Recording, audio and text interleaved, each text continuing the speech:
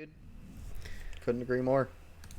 So Alex Mitchell, I had a question for you about the press, especially with older folks, and it's something when I was training with my dad, he'd really struggle to get the bar, obviously above his spine at the end. How do you train for people who have like just terrible shoulder flexibility? I mean, it really depends on what the grade of terrible it is. Mm-hmm. The biggest thing that changed my the way I approach the press for older athletes is Matt Reynolds had this video or a podcast or something like that where he recommended hanging, like dead hanging. Now, do not get an old guy who's got some weight on him to try to do a dead hang if he's got shoulder problems. You put them, yeah, it's going to be bad news. I see Kay laughing.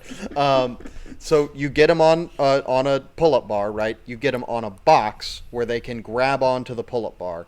They keep 1 foot on the box, they put 1 foot off the box, and they grade the stress on their shoulders so that it basically just stretches that lat out, stretches the shoulder complex out, and they go from here to here to here to here, and they'll get there usually if there's not like a lot of immobility, if it hasn't been like 30 years since they put their hand over their head, they'll get there just through 30 seconds on, take 30 seconds off, 30 seconds on of that stretch.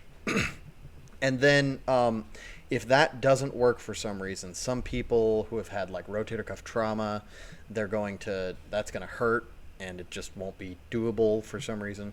Other people, it'll open them up, but not enough. They're still here. They were here, but they're still here. If that's the case, then I get them on the rack with a dowel rod first, and I have them press up the rack. Ripito does this in his rotator cuff rehab. Good idea. Yeah. Mm-hmm. Yep. Yep. And I just let them get whatever grade they can for the hand to press up, and usually they'll be able to get into that position where the humerus is right in line with the ear. And if not, I have them stretch that out at the top of the press with a big shrug.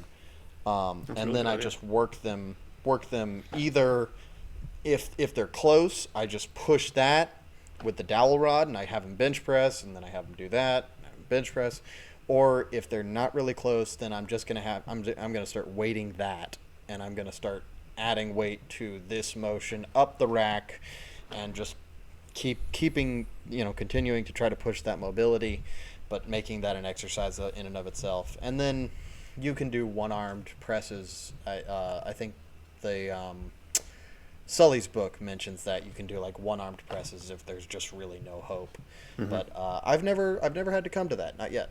Okay, that's a good answer. I think the big thing, same thing with Lobar in addition to the press, is just dealing with people who are very kyphotic, because it just changes. It's not even a shoulder flexibility thing. It's like that shoulder can be as flexed as it can be, as upright or as vertical as it can get, but their whole shoulder girdle is just aimed forward. Right. Right. And you're just like, yeah, I mean, the rules change a little bit. I've always just moved to a pin press after that point. So it's just like, if the kyphosis is going to have them 3 inches out in front of their shoulder, essentially, just starting it where it's going to be up, and then they can kind of finish it as straight as they can get. But you kind of have to like accept a little bit more layback there. It's tricky, man. I like the seated pin press is always my go-to.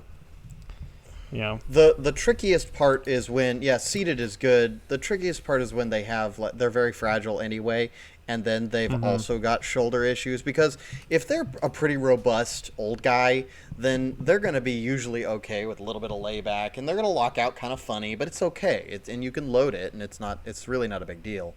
But if they're fragile in general, or they've got low back trouble as well as shoulder trouble, that's when it really gets funky, and you got to get creative for sure. Yep. All right. Thanks for that. That was really useful.